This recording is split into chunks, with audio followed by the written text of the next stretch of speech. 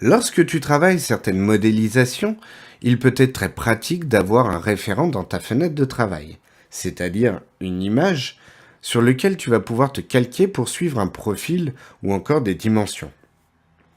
Ces modèles sont souvent appelés model sheet pour les formes organiques ou encore blueprint pour les formes mécaniques.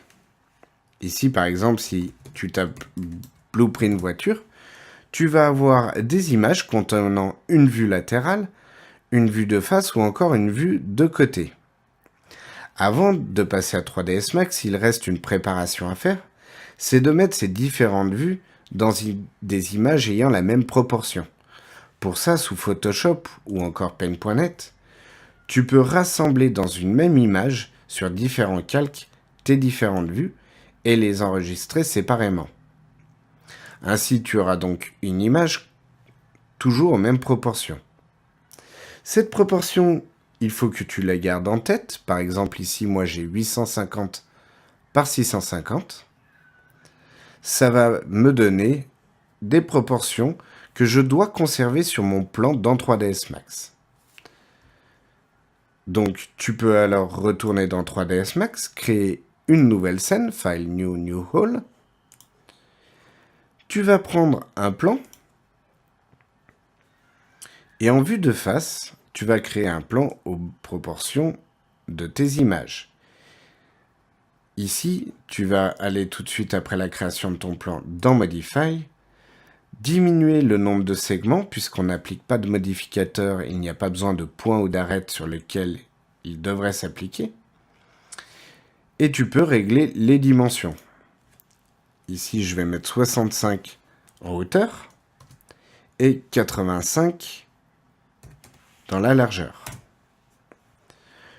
Avec la transformation de déplacement, touche W, tu peux revenir sur ton origine avec ton plan en tapant dans les coordonnées du bas 0, 0, 0.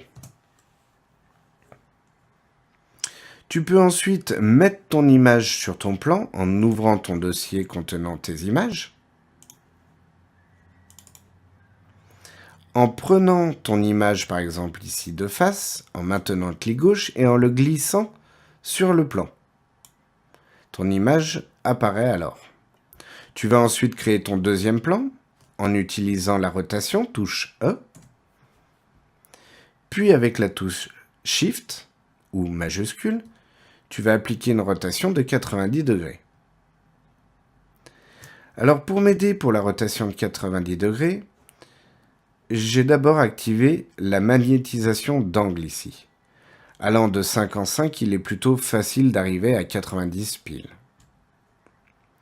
Une fois que tu as fait ta duplication, tu la règles en copie et tu vas utiliser l'outil Aligne pour faire en sorte que ton nouveau plan vienne se positionner à l'arête de droite du premier plan. Donc, tu sélectionnes ton plan, tu cliques sur Aligne et tu sélectionnes ton premier plan. D'origine, tu seras en center par center avec les 3 cases cochées. Tu veux que ce soit sur les extrémités, donc tu vas devoir jouer avec les minimums et les maximums. Ici, tu peux voir que si je fais minimum et maximum, déjà on a un problème, c'est qu'il vient se mettre au niveau de la hauteur, au niveau du coin. Tu pourrais très bien décocher le Z pour faire redescendre le long de l'arête du premier plan. Néanmoins, tu n'en as pas réellement besoin puisqu'ici, si tu changes du minimum de l'objet de départ à son maximum, tu vas être en bonne position. Tu peux alors faire OK. Pour le moment, tu as toujours la même image que sur ton premier plan puisque tu as créé une duplication.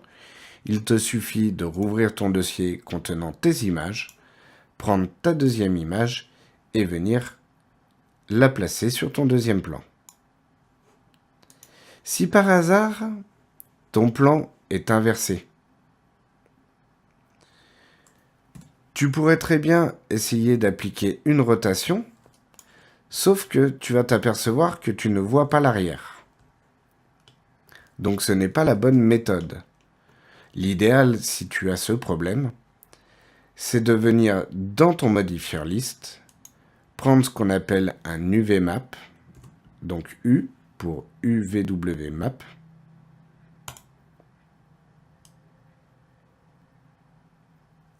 et tu peux alors rentrer au niveau de la flèche de l'UVMap, dans ta pile des modificateurs, sur le gizmo, et appliquer au gizmo une rotation de 180 degrés.